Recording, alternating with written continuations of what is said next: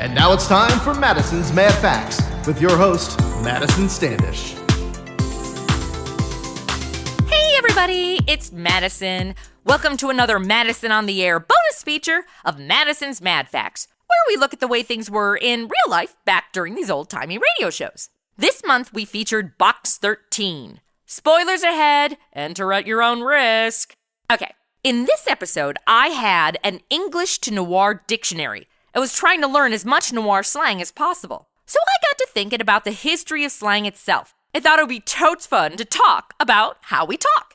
With me to discuss slang is the voice of our hood from the episode, who helped me with my slang dictionary, Scott Barry. Hey Scott, sup? Hey Madison, it's good to be here. So let's jump right in with the definition of the actual term slang. Well, for a dictionary definition, slang is a deliberate alternative vocabulary that sends social signs.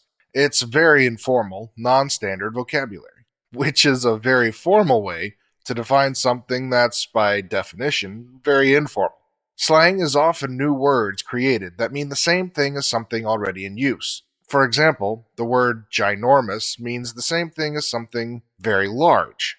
Or slang will repurpose old words to mean something new. Like when someone says, "Your music is sick." Sick now means cool. But in general, slang is shared and understood by those in a similar social setting. And slang is different from the word jargon, which I know sometimes I mix up. Right. Jargon is terminology used by a particular activity, group, or profession. It's designed for communication within that group rather than informal words used to communicate with a broader audience.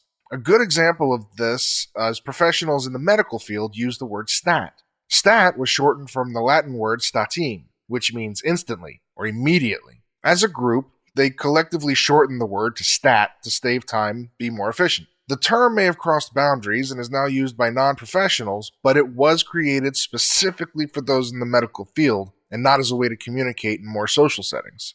Gotcha. So how did slang start being a thing? It's hard to pinpoint the actual beginnings of slang. It's something that occurs in all languages and cultures.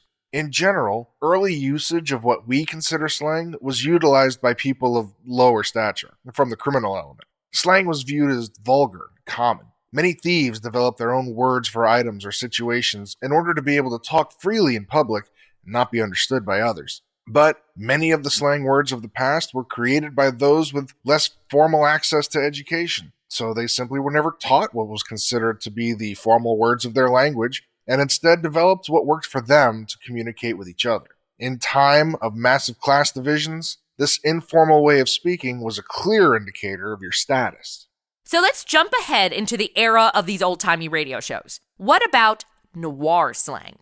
Well, noir slang started from the criminal element, much in the same way as it began centuries past. It came into the mainstream through popular entertainment. Pulp detective novels from writers like Dashiell Hammett, who created the character of Sam Spade, exposed audiences to the distinctive terminology. The reach grew through films and radio dramas. The unique style of noir storytelling, including its slang, is now forever associated with that era. And what about everyday slang? Stuff that's not criminal, just like you said earlier, informal. Well, the first thing to remember is language is always evolving, and slang often has a very short shelf life, which is why we can identify certain words or phrases with very specific eras or decades. Modern slang, from the 20th century to today, often is created from young people, kids who have reached their teens, early 20s, and are still trying to figure out their own unique identities. They'll use slang as a way to separate themselves from the generations that came before them. A kind of secret language that they share socially. It lets each other know that they're like-minded, part of the same group. How do people first hear and pick up new slang? Well, one way is through entertainment. This is called artistic slang. It's when new words or phrases enter the public consciousness through fiction. Shakespeare was a major contributor of artistic slang in his era through his writings. But some more contemporary examples is when you say something went at warp speed. That originated with the first Star Trek. Or if you feel that a very unusual situation is around, you may say it's like being in the Twilight Zone. Doesn't a lot of mainstream slang that gets shared in entertainment actually originate in subcultures and countercultures?